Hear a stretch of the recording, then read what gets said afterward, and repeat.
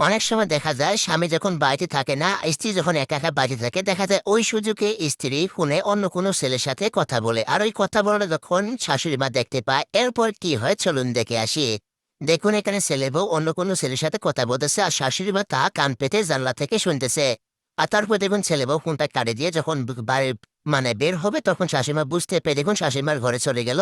কিন্তু শাশুড়ি মা কান পেতে আসে যে তার বউমা কোথাও যাইতেছে বা ছেলের বউ কই যাইতেছে, এটাই শুধু ফলো করার জন্য শাশুড়িমা কান পেতে রয়েছে।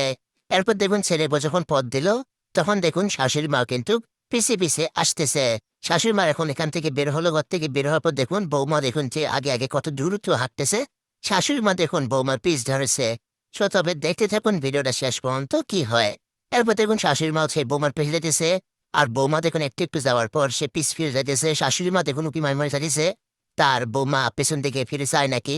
এরকম করতে করতে দেখুন অনেক দূরে এসেছে, আর রাত অনেক রাত কিন্তু। একবার দেখুন একটা বাড়িতে তার ছেলে বউ চলে এসেছে, শাশুড়ি মাও কিন্তু পিছে পিছে আসতেছে। এখন দেখুন সে এসে তার সেই প্রেমিকার সাথে কথা বলতেছে যে, কেন ডাকছো আমাকে এত রাতে? আমার বাড়িতে আমি একা থাকি, আমার শাশুড়ি মা বুঝতে পারলে অনেক সমস্যা হবে। কিন্তু শাশুড়ি মা দেখুন এখানে চলে আসছে, উকি মাই দেখতেছে।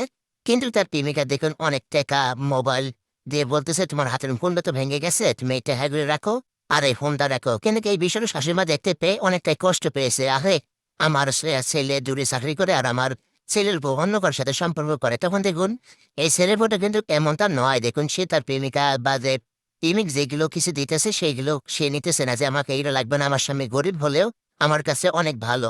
তুমি যেটা করতেছো এটা কখনো ঠিক না। আমি তোমার এইগুলো কোনোটাই নেব না, তোমার জিনিস তুমি রাখো। এসব বলে দেখুন এই বোনটা সেখান থেকে চলে আসলো। কিন্তু এই শাশুড়ি মা দেখুন একটু দূরে আসে, তার ছেলের কাছে কল দিয়েছে যে, দেখো বাবা, তুমি তো বাড়িতে নাই, তোমার বউ কি করে না করে তুমি তো জানো না, আর আমার কাছে তুমি বিশ্বাসও করবে না।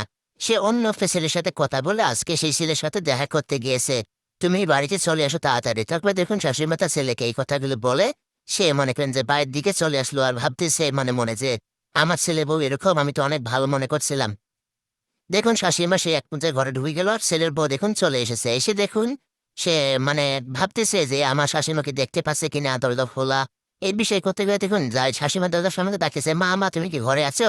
তখন দেখুন শাশুড়িমাকে দেখে সোরিয়া ছেলের বউ সেই ঘরে প্রবেশ করলো, করে হাত ধরছে। দাঁড়িয়ে বলেছে, মা তোমার শরীর কি খারাপ, তুমি যে বসে আছো? তখন দেখুন শাশুড়ি মা অনেক রকম বকাবাজি করতেছে যে, তুমি যেটা করতেছো এটা ঠিক না, তুমি কি করতেছো, তুমি ভাবতে বা বুঝতে পারছো? তখন ছেলে বউ বসে ভালোভাবে সে মা শাশুড়িমাকে বুঝেতেছে, মা দেখো, আমাকে সেই ছেলেটা বিরক্ত করতো। তার সাথে যদি আমি দেখা না করতাম, সে সব সময় শুধু ফোনে বিরক্ত করতো, তাই আমি তার সাথে দেখা করতে গেছি। সে আমার অনেক কিছু দিতে চাইছে, আমি সবকিছু ফেলে আমার স্বামীর ঘরে